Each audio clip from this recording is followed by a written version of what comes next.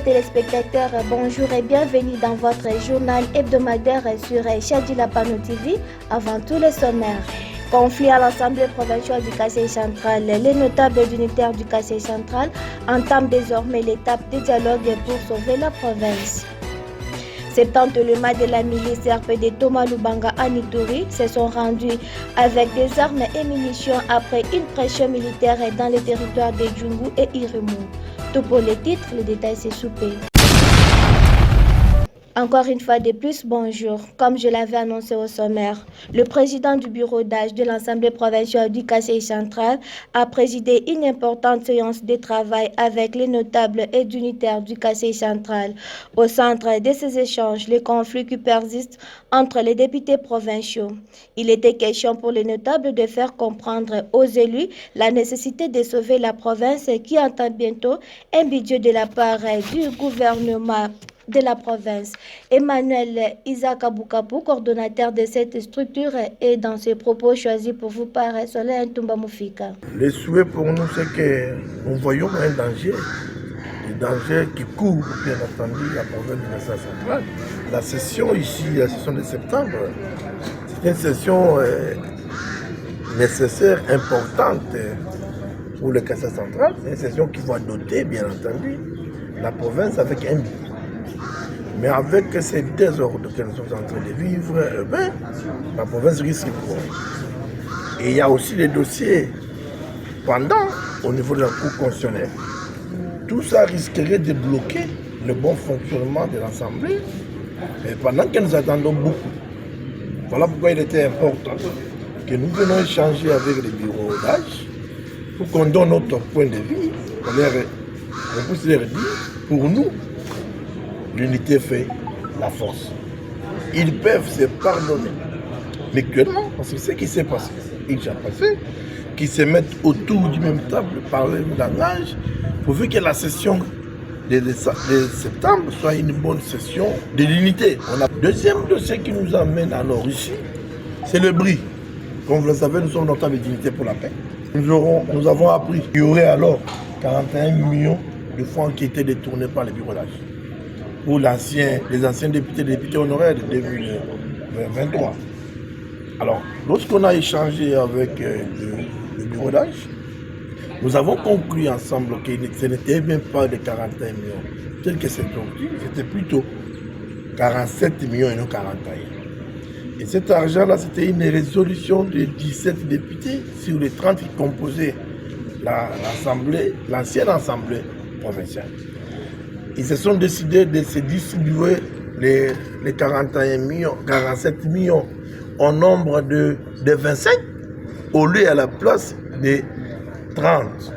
Ils ont exclu bien entendu les 5 autres membres de l'Assemblée, membres des bureaux qui étaient là à l'époque.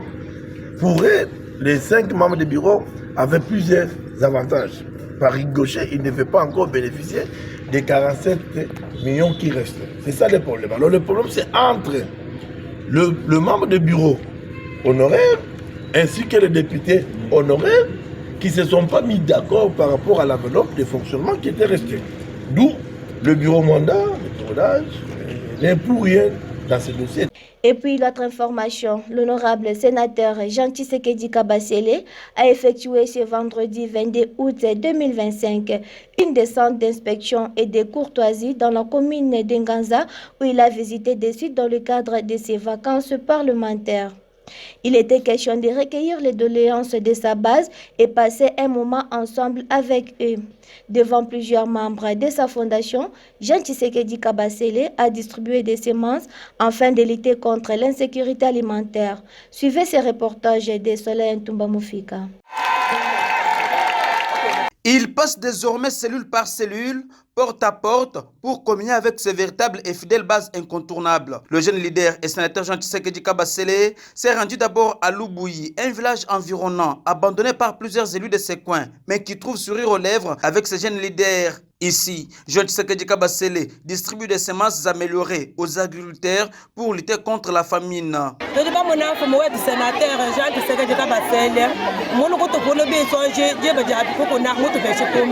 Le même exercice est exécuté dans la commune de Lukonga, où une foule immense ne lui jure que fidélité. Vendredi 22 août 2025, l'infatigable homme de terrain Jean Tshisekedi Kabasele met le cap dans la commune de Langanza pour sensibiliser, communier, faire la restitution de la mission passée à la Chambre haute du Parlement congolais et distribuer également des semences améliorées. Jean Tshisekedi Kabasele motive ici cette action.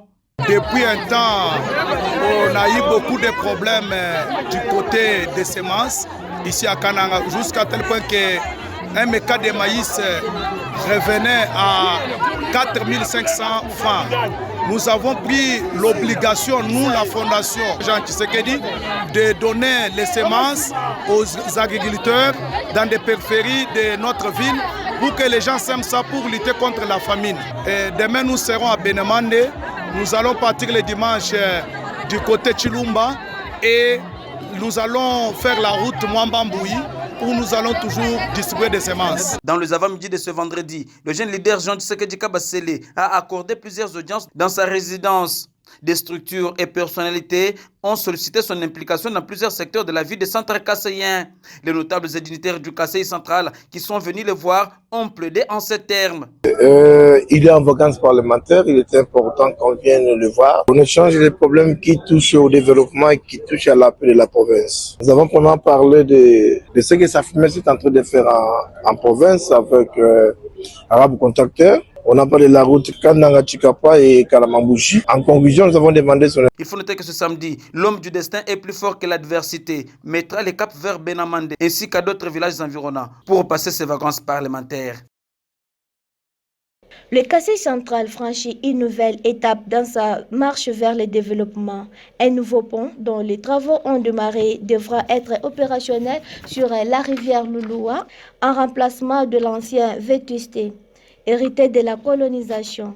Le déroulement de la construction de cette infrastructure d'intérêt public a fait l'objet de la visite d'inspection que le gouverneur de province, Joseph Moïse Kamboulounkonko, a opéré ce mercredi 20 août 2025.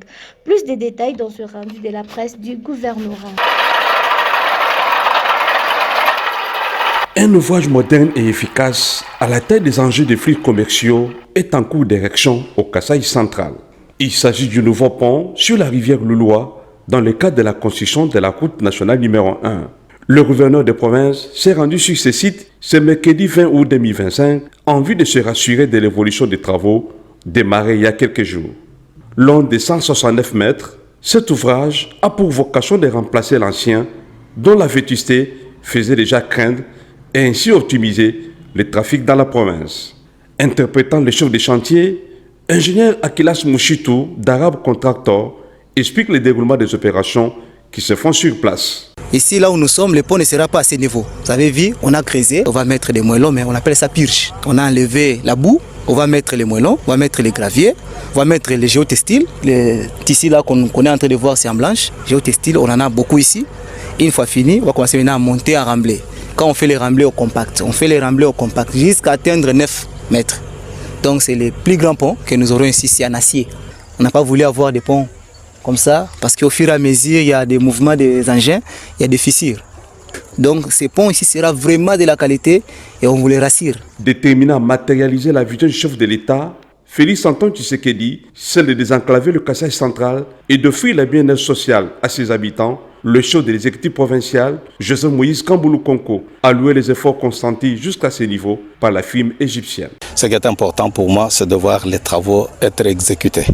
Et ça me donne le sentiment de satisfaction totale. Parce qu'à chaque fois que je passe par ici, je trouve les ingénieurs, les agents, les ouvriers en train de travailler effectivement et c'est ça qui me réjouit. Avec cette modernisation de la route RN1 et aussi la route Kananga-Kalambambouj, il faut absolument qu'on ait de nouveaux ouvrages qui puissent être capables de contenir tous les grands engins que nous aurons en termes de trafic. Au cours de cette visite d'inspection, l'autorité provinciale s'était d'abord arrêtée à la place dite Katumba, où la même entreprise poursuit sans désemparer les travaux de canalisation en partance vers le rond-point Notre-Dame.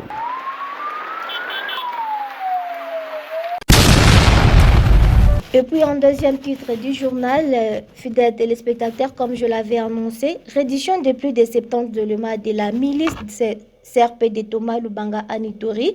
Ils se sont rendus avec des armes et munitions après une pression militaire dans le territoire de Djungu et Irimou. Le commandant adjoint du secteur opérationnel Ituri, en charge des opérations et renseignements, le général de brigade Boni Matiti, appelle les autres détenteurs illégaux d'armes à les déposer sans condition. Reportage de la presse du gouvernorat de l'Ituri. Il ne s'agit pas ici d'un désarmement volontaire mais plutôt forcé après la pression militaire exercée par les forces armées de la République démocratique du Congo. Ces affrontements se sont déroulés les 19 août courant. Ces mouvements CRP Zaïre de Thomas Lubanga alliés au M23 a subi de lourdes pertes, dont des morts et des blessés graves. Ne sachant plus à quel sens se vouer, les responsables de cette milice ont sollicité des négociations afin de cesser les combats et remettre sans condition leurs armes individuelles et collectives, dont l'objectif de sauver leur vie et donner une chance au retour de la paix dans cette zone minière. Les bilans de ces opérations fait état de plus de 70 éléments qui se sont rendus. 21 fusils AK-47 ont été récupérés, 2 mitrailleuses PKM, 3 lance-roquettes RPG, une caissette de munitions AK-47, une bombe RPG-7 sans fusée. Le général Boni Matiti, commandant secteur adjoint en charge des opérations et renseignements, a présidé la cérémonie. Dès aujourd'hui, les armes que vous remettez, c'est insuffisant. Vous dites que vous êtes 4000, on a besoin de voir 4000 armes. Ceux qui détiennent encore les armes, à Mabanga, rassemblez toutes les armes et remettez au gouvernement et vous aurez la paix. Et s'il y a d'autres qui continuent à cacher les armes, vraiment, on n'aura pas la pitié. Mais comme vous venez avec les armes comme ça, vous êtes des Congolais comme nos frères. Nous ne pouvons pas nous tuer. Allez propager cette nouvelle, que ce soit Mabanga, Lopa, Iga Barrière, Nizi, Solonyama, Iga Barrière, Katoto, Largo, remettez les armes. Cette dynamique répond à l'attente du gouvernement militaire, le lieutenant-général Luboyanka Chambadjoni, dans le cadre de la restauration de l'autorité de l'État. La cérémonie officielle de cette réédition a eu lieu dans la localité de Pandourou en présence de l'honorable Daniel Ouyewa. Et puis, autre information, la rencontre jeudi entre Firmin Vondé, procureur général près la Cour de cassation, et Guillaume Gueffa, ministre de la Justice et garde des Sceaux, a marqué une étape importante dans le processus des réformes nécessaires pour moderniser le système judiciaire. Les échanges fructueux qui ont eu lieu pourraient contribuer à poser les bases d'une justice plus efficace et accessible. Cette initiative est vivement saluée pour l'engagement de ces deux personnalités judiciaires qu'elles représentent envers une justice de qualité en République démocratique du Congo. Des détails dans ce reportage de Félix Matoudi. Il était 9h45 précise lorsque le cortège officiel du procureur général près la Cour de cassation a franchi le portail du palais de justice. Le procureur Firmin Vondé est alors guidé par les protocoles d'État et conduit au cabinet du garde des Sceaux pour une séance de travail confidentielle qui a duré près d'une heure. Une fois au bureau de Guillaume Gueffa, des salutations chaleureuses et fraternelles entre les deux personnalités, suivies des accolades, les tout accompagnés de la joie au visage du ministre de la Justice et de son hôte des marques. Cette rencontre s'inscrit dans une démarche de courtoisie, des prises de contact, mais aussi des renforcements des synergies au sommet de l'appareil judiciaire. Cet échange entre ces deux personnalités témoigne de la volonté commune d'assurer une meilleure coordination institutionnelle, notamment dans l'application des réformes engagées au sein du secteur de la justice. A encore Firmin Vondé, cet échange s'inscrit aussi pleinement dans cette dynamique de dialogue et d'efficacité institutionnelle. Je viens de croiser Son Excellence, Monsieur le Ministre, en charge de la justice et garde des Sceaux. Depuis sa nomination à ses fonctions, pour la première fois, nous avons échangé sur un certain nombre de points. Donc ici, il n'y a aucun réajustement à faire. Je crois que, parce que c'est la justice, nous regardons tous dans la même direction. Et croyez-moi, les résultats seront certainement palpables. Je n'ai pas d'autre chose à dire, mais je crois que le temps de la relance est là. Je dis bien le temps de la relance, parce qu'il n'y a aucun différend à arranger. Il n'y aura pas de recul. Nous allons booster pour que la justice gagne et que le peuple congolais puisse y trouver aussi contrepartie. Depuis sa nomination, Guillaume Nguefa multiplie les consultations avec des différents acteurs de la chaîne judiciaire afin de poser les bases d'une gouvernance plus rigoureuse, indépendante et équitable.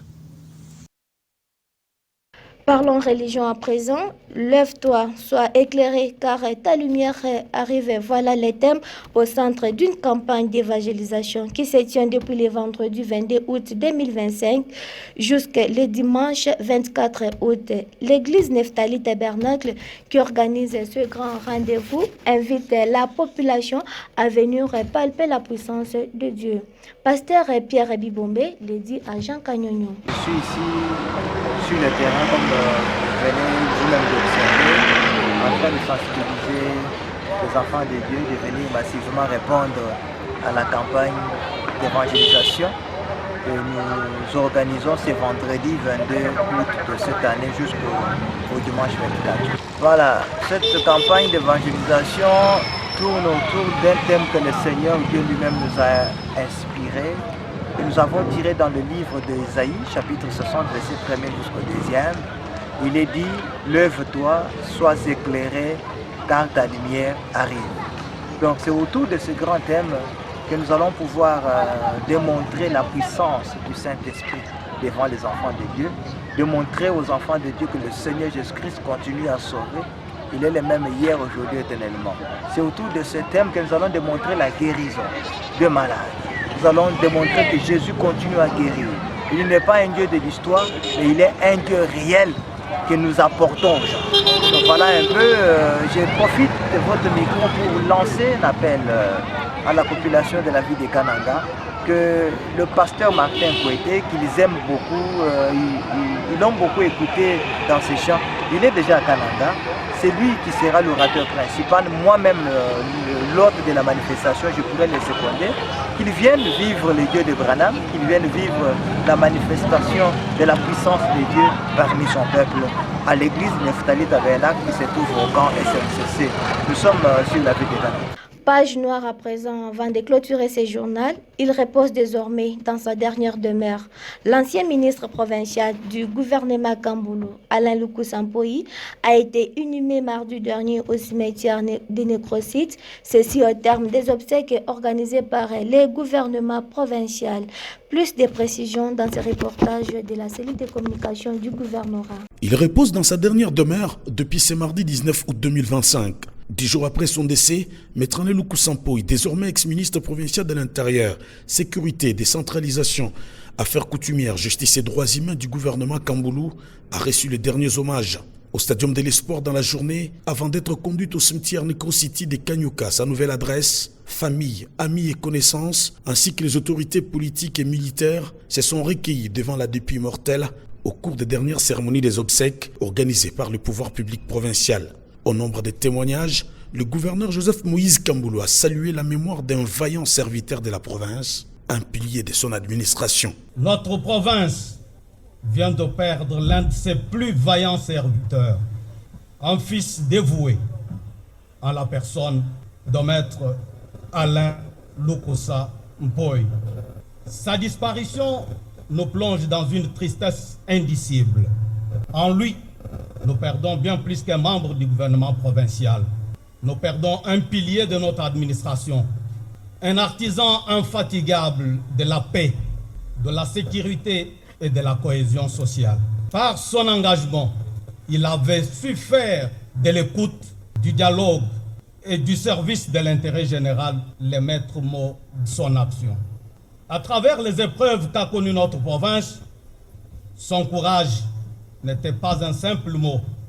Il le vivait, il le portait et il l'incarnait. Qu'il repose en paix et que son souvenir reste pour nous une lumière dans les heures sombres. Touché au plus haut point par ces décès, le patron du Kasaï central à côté de la première dame de la province, Thérèse Tshilanda Kamboulou, et du vice-gouverneur Job Kwinda Makandende, n'a pas voulu louper un seul instant de ses funérailles. Joseph Moïse Kamboulou Konko a notamment effectué les déplacements du lieu d'inhumation pour les derniers adieux à son ministre précédent et a personnellement assisté à la mise en terre du cercueil dans une attitude de consternation réelle. C'est la fin de vos nouvelles sur Chadi Lapano TV, mais avant de vous quitter comme ça, rappel des titres. Conflit à l'Assemblée provinciale du Kasaï central. Les notables et dignitaires du Kasaï central entament désormais l'étape de dialogue pour sauver la province. 70 éléments de la milice CRP de Thomas Lubanga à Nituri se sont rendus avec des armes et munitions après une pression militaire dans les territoires de Djungu et Irimou. Fidèles téléspectateurs de Chadi Lapano, c'est par ici que je clôture votre journal hebdomadaire. Si vous l'avez aimé, dites merci à toute l'équipe rédactionnelle de Chadi Lapano TV. Christina Missé m'a ajouté à sa présentation. La réalisation était l'œuvre de Jean Cagnono. N'oubliez pas d'aimer, partager et vous abonner massivement sur notre chaîne YouTube Chadi Lapano TV pour ne rien rater.